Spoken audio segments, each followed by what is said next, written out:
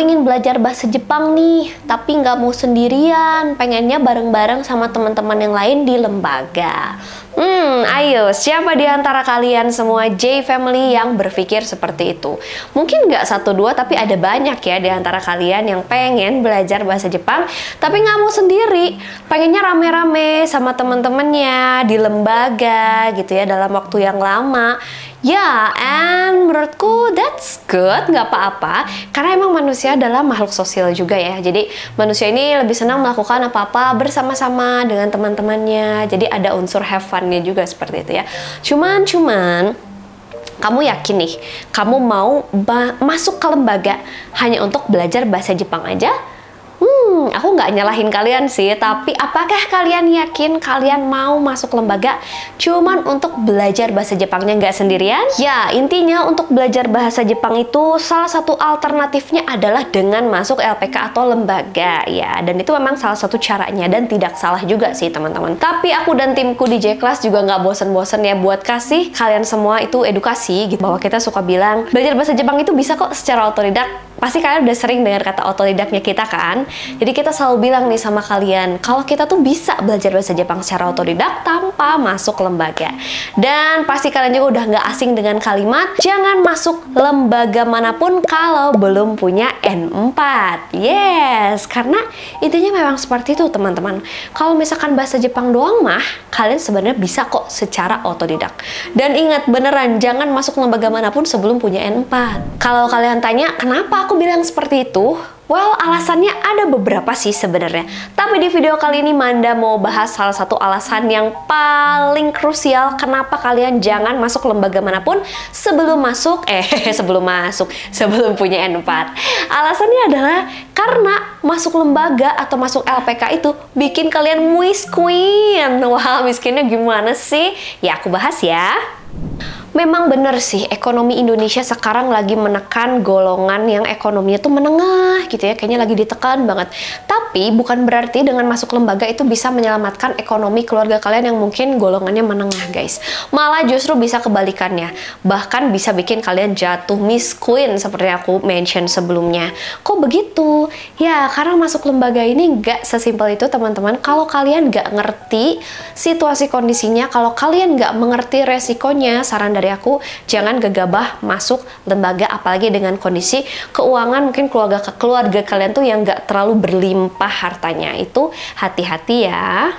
Kalian pastinya nggak mau kan udah ngeluarin uang banyak, ujung-ujungnya nggak berangkat ke Jepang. Wah, itu sih hal yang paling aku takutin. Takut nggak? Takut dong, takut banget. Sekarang kita coba bedah, ada biaya apa aja emang kalau masuk LPK atau lembaga ini sendiri. Yang pasti kayak kalian masuk sekolah aja, ada biaya masuk ke sekolah tersebut dan ada biaya belajarnya. Ada admission and study fees ya. Itu berapa sih Kak? Biasanya sih kisaran 1 sampai dengan 5 juta gitu ya. Jadi untuk per bulan atau mungkin untuk per level misalnya N5 atau N4 gitu, itu tuh biasanya di kisaran segitu tergantung di daerah mana kalian belajar. Kayak gitu. Dan kalau kalian lihat, oh angka 1 sampai 5 juta sih masih termasuk normal ya. Masih termasuk rasional kok Kak, nggak mahal-mahal banget. That's right. Harga segitu masih rasional. Tapi biasanya harga segitu itu belum termasuk dan lain-lainnya. Jadi itu cuman admission dan juga untuk biaya belajarnya aja kayak gitu. Dan masih ada lagi nih biaya dan lain-lainnya loh teman-teman. So, jadi sebagai anak muda tuh biasanya kayak cuman baca, oh cuman segini kok biaya, tapi mereka tuh nggak teliti membaca secara keseluruhan. Padahal mungkin dalam 1 bulan cost yang harus kalian bayar itu kayak lebih dari 5 juta. Bisa jadi double 10 juta loh teman-teman kalau kalian nggak teliti. That's why anak-anak muda yang memang mau masuk LPK atau lembaga, kalian bener-bener harus tanya rinciannya. Jadi sebenarnya biaya yang harus dikeluarin itu berapa sih gitu. So, kita langsung masuk aja ke yang kedua. Kalau tadi sudah ada biaya masuk dan biaya belajar, sekarang ada biaya akomodasi alias accommodation fee. Of course, ada dong teman-teman, pastinya ada biaya akomodasi ya. Kalaupun misalnya kita pengen sehemat mungkin, jadi kita akan memilih lembaga yang terdekat dengan rumah kita. Ya, itu oke. Tapi kan yang namanya lembaga nggak sebanyak itu dong guys. Ada juga yang sampai harus keluar kota untuk bisa ikut belajar di lembaga. Bener bener kan? Nah, untuk keluar kota itu kalau kalian pulang pergi udah diperhitungkan belum ongkosnya berapa? Atau kalau kalian pilih ngekos atau tinggal di sana gitu di dekat si lembaga tersebut. Nah, kalian udah perhitungkan belum uang kos-kosannya sebulan berapa? Belum lagi apa coba? Listrik, air, makan sehari-hari, biaya transportasi yang lain-lainnya juga dari kosan ke lembaga juga kan pastinya harus dihitung toh. Dan juga biaya lain-lain kayak kesehatan dan juga mungkin biaya yang lainnya lagi. Nah, apakah itu sudah teman-teman perhitungkan? So, itu adalah accommodation fee yang mungkin kalian tidak aware. Oh iya ya, ada juga nih biaya akomodasi seperti itu. Dan juga nggak jarang loh teman-teman lembaga atau LPK yang meminta para pesertanya itu untuk stay di asrama mereka. Nah, bisa kebayang nggak tuh berarti biayanya untuk akomodasinya jadi berapa tuh kalau kalian stay di asrama mereka?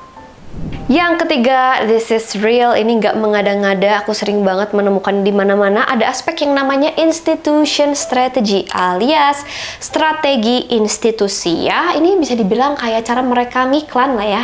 Teman-teman tahu lah pasti lembaga akan menggunakan kata-kata yang indah, kata-kata yang menarik, iming-iming dimana kalian tuh nanti bisa kerja di Jepang, uangnya akan banyak kayak gitu-gitu ya, dan akan bisa berangkat ke Jepang intinya gitu. Nah, tapi apa iya? Apakah itu benar? Karena yang namanya marketing atau strategi mengiklan itu kan biasanya juga dilebih-lebihkan dengan kata-kata yang indah supaya kalian tertarik, ujung-ujungnya uang lagi. Kayak gitu loh, aku sering banget nemuin. Tapi memang kok lembaga yang bagus juga ada banyak. Dan aku juga pernah bikin konten ini, dimana isinya adalah kumpulan lembaga-lembaga yang memang recommended guys. Dan di luar list ini juga masih banyak lagi ya lembaga lainnya yang juga bagus-bagus dan recommended. Tapi ketika ada yang bagus, ternyata ada juga yang tidak bagusnya alias terlalu bagus di iklannya doang. Ya, karena apa sih? Karena kebanyakan juga ada lembaga ini belum SO teman-teman, alias mereka ini belum sending organization gitu. Tugasnya SO apa sih? Tugasnya SO itu ngirimin kalian ke Jepang. Gitu guys. Jadi lembaga yang belum SO bisa nggak sih kirimin kalian atau berangkatin kalian ke Jepang?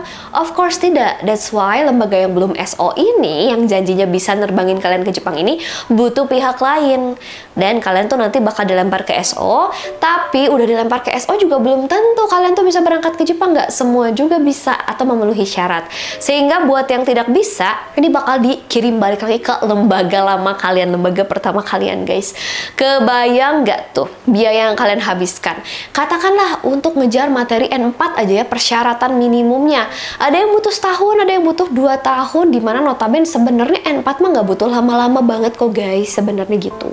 Ditambah lagi belum ada aspek lain kayak misalnya skill si pengajarnya, yang itu pastinya akan mempengaruhi daya tangkap kalian juga. Kalau dia ngajarnya kurang bagus, apakah itu bisa membuat kalian bisa menangkap materi dengan baik? Of course tidak, ya nggak sih teman-teman? Nah itulah tadi alasan ini nih yang bisa bikin kalian tuh jatuh Miss Queen guys ya. Karena ini dia, kalian terpengaruh sama si cara mereka berkata-kata sama kalian. Padahal prosesnya tuh sepanjang tadi. Dan belum tentu kalian bisa diberangkatin ke Jepang. Nah, berikutnya ada lagi poin yang keempat, teman-teman. Jadi kalau tadi aku udah bilang jangan sampai salah pilih lembaga, jangan sampai kalian nggak tahu tuh lembaga SO atau bukan. Nah, kalau yang keempat ini lebih aneh lagi tapi nyata, tapi ini real. Dan sering seliweran di beranda aku juga, guys. Waduh, bahkan sering FYP juga gitu ya kalau di TikTok. Jadi ada nih orang mau kerja ke Jepang. Oke, dia masuk lembaga, dan dia berhasil, dia udah masuk lembaga SO dan diberangkatkan ke Jepang, udah sampai di Jepang, dia juga udah kerja, tapi malah dideportasi pulang ke Indonesia. Udah deportasi emang bisa ke Jepang lagi? Kagak bisa guys. Kenapa sih? Udah capek-capek keluarin uang banyak, sampai di sana malah dideportasi. So it's ini tentang mental issues dan knowledge issues juga. Yes, mungkin ilmu bahasa Jepangnya udah masuk sih, ngobrol udah bisa sih, tapi ketika kalian tuh kurang cerdas dan bisa kurang beradaptasi dan kurang bisa beradaptasi gitu, itu juga menjadi hal yang salah teman-teman. Karena banyak orang-orang yang ternyata sampai di sana berbuat satu hal yang malah melanggar peraturan gitu. Jadi mereka tuh kurang ngerti, wah di Jepang tuh ternyata nggak boleh tuh kayak gini gitu. Mereka lakukan sehingga alhasil apa? Udah tahu Jepang strict banget, akhirnya dipulangkan ke Indonesia. Apa sih resikonya? Resikonya kasihan teman-teman dari Indonesia yang lainnya yang belum punya kesempatan buat ke sana.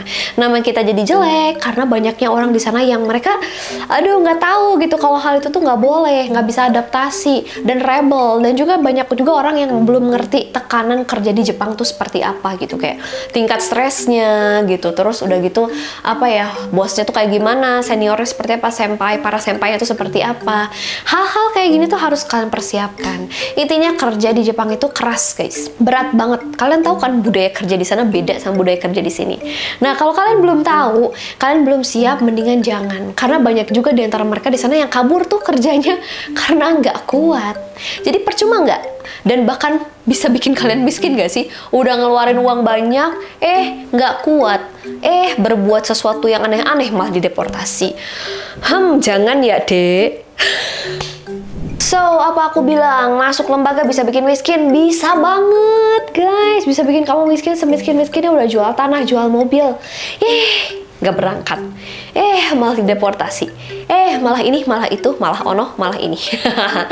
Jadi banyak sekali resikonya. Jadi apa intinya adalah kalau mau berangkat ke Jepang, memutuskan untuk bekerja di Jepang, kalian tuh harus sudah tahu dari A sampai Z, dari hulu ke hilir apa sih gitu kerja di Jepang tuh gimana sih, harus sudah tahu. Dan apalagi kalau kalian milih lembaga, harus sudah tahu si lembaganya tuh SO nggak, biayanya berapa sih, berangkat nggak nih kita, dan berapa lama kita bisa ngejar materi N5 sampai N4 atau bahkan sampai N3 tuh. Apa namanya, proyeksinya berapa tahun. Itu semua jadi faktor-faktor yang harus teman-teman juga bisa lihat. Satu hal lagi, kemampuan adaptasi kalian juga penting. Kalian bisa mengerti ilmunya, materinya, tapi kalian gak bisa beradaptasi. Bisa gitu kerja di Jepang? Ya enggak lah guys. Di sana tuh adalah negara yang menuntut kalian untuk bisa adaptasi dengan maksimal gitu ya. Kalau kalian mentalnya masih mental tahu tempe atau mental anak mama, itu juga nggak bisa. Udah bayar mahal-mahal, gak berangkat, atau malah pulang lagi, ya jatuh miskin lah guys. Makanya itu tadi sebenarnya aku bilang kita di sini di J-Class ini sebenarnya niatnya untuk bantu teman-teman semua. Ya kan? Kalau misalkan kalian banyak uang ya bolehlah di lembaga gitu ya. Tapi buat teman-teman yang mungkin mau lebih bijak dalam menggunakan uangnya, kita bisa bantu kalian belajar bahasa Jepang secara otodidak. Kita bantuin ya dari nol gitu. Dan ketika kalian sudah sampai nih di level N5, level N4, baru deh di level N4 ini kalian boleh masuk lembaga SO. Untuk apa? Untuk menjembatani kalian untuk membuat visa dan juga untuk proses job matchingnya. Jadi lebih singkat waktunya, lebih hemat biayanya. Kita bantuin teman-teman semua yang dari nol. Jangan sungkan buat kontak kita. Penasaran gimana cara kita bantu? Komen aja ya guys. Jangan lupa share video ini ke teman-teman yang lain. Manda tunggu.